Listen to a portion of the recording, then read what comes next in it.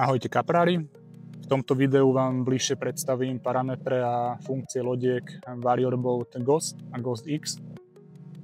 Obidve loďky disponujú GPS-kom s autopilotom a sonarom, ktoré sú prehľadne zobrazené na veľkom 8-palcovom all-in-one ovládači, ktorý je dotykový.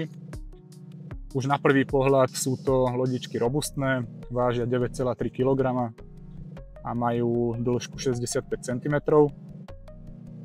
A kapacita oboch lodiek je 6 kg. Komory majú, loďka Ghost má 3 komory, z ktorých je jedna vzadu. Loďka Ghost X má dve väčšie komory po bokoch. Obidve loďky majú jednu komoru zozadu predelenú, čo uľahčuje kladanie montáže z hora bez nutnosti kladať montáž zo spodu. Rýchlosť loďky 1 až 2 metre za sekundu, ktorá je nastaviteľná v ovládači.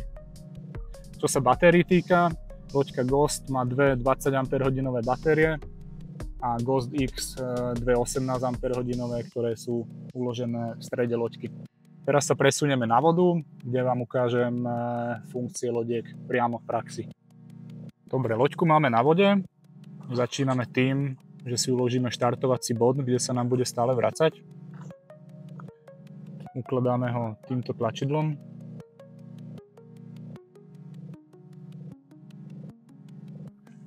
Následne prvýkrát môžeme vyvážať buď manuálne joystickom, alebo toto tlačidlo je autopilot,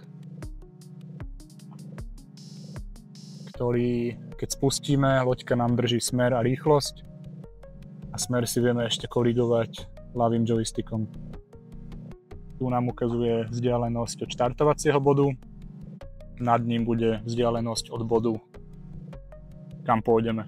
Keď si povedzme zvolíme na bod 1, hore nám bude ukazovať vzdialenosť od tohto bodu. Sonár si vieme prepínať medzi viacerými farbami.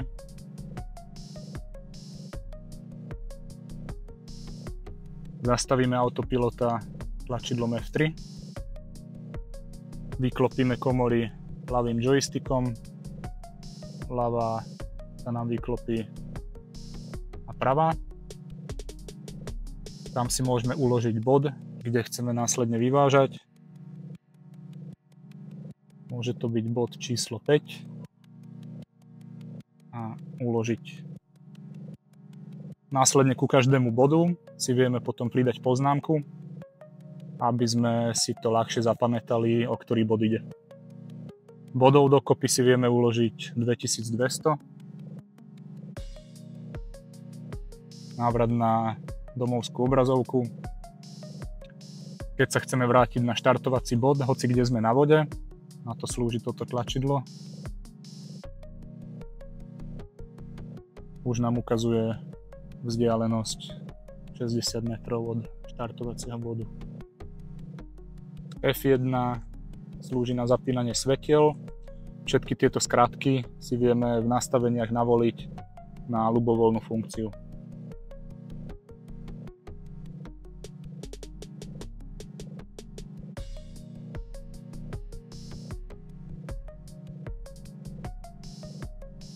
To priamo tu.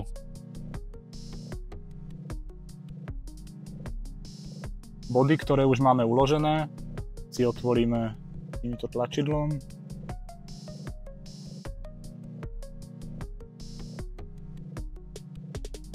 Loďka sa nám za chvíľu vráti.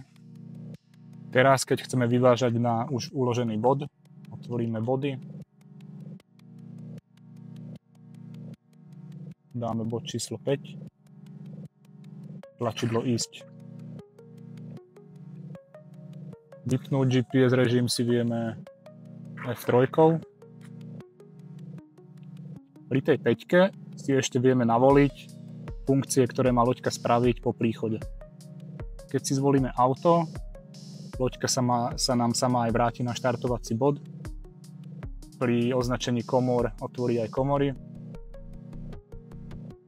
Teraz keď dáme tlačidlo ísť, loďka príde na bod a vykoná všetky funkcie. Čo sa týka nastavení sonaru, Týmto tlačidlom vojdeme do nastavení kamery, ktorú si tu vieme ovládať, čo si ukážeme neskôr. Keď dáme viac, prvé dve možnosti sú nastavenie sonaru, úroveň ryba a úroveň šum. Úroveň ryba, keď dáme na čo najnižšiu úroveň, tak budeme vidieť v podstate všetky veľkosti ryb. A úroveň šumu záleží od hĺbky, na akej chytáme. Teraz si ideme ukázať montáž podvodnej kamery na zavážacej loďke Warrior Boat Ghost X. A pripevníme ju jednoduchým spôsobom na madlo pomocou dvoch skrutiek.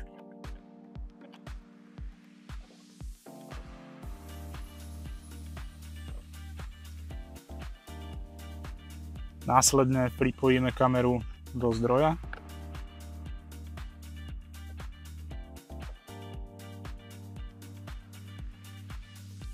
Pripevníme si závažie, ktoré nám bude ťahať kameru smerom na dno.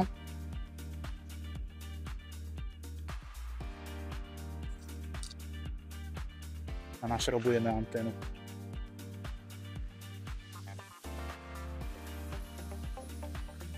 Dobre, kameru máme namontovanú, loďku dáme na vodu.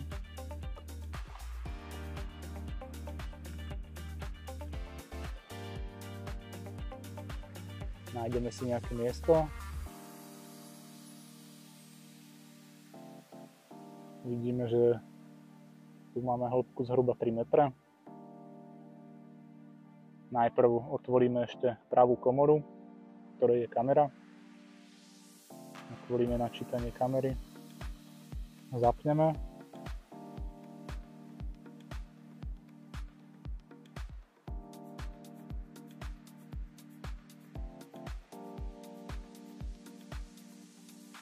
Pomocou šípiek vieme ovládať obraz kamery smerom doprava doľava a spustíme kameru dole. Tu nám ukazuje, v akej hĺbke je plánko kamery. Môžeme ho spustiť až do 15 metrov.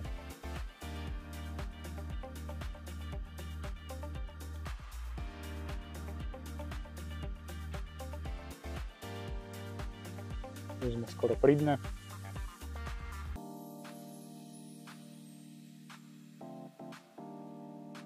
Kameru máme na dne.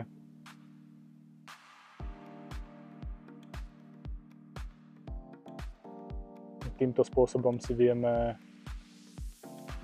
vyhodnotiť presnú štruktúru dna, na ktorej chytáme. A takisto si pozrieť, či nechytáme vo vysokých trávach.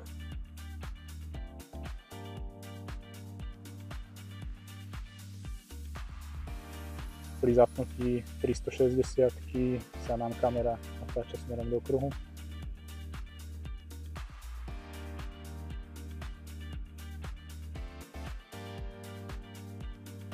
Keď si chceme loďku posunúť na iné miesto, vytiahneme kameru trošku vyššie, loďku posunieme.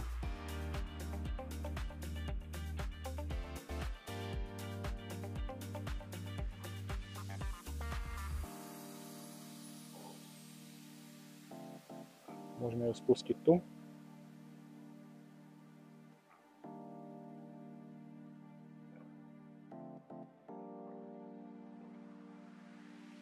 Na tomto jazere je momentálne veľa vodných rias. Preto má na takomto type vody táto kamera ozaj využitie, aby sme to nepokladali priamo do tráv.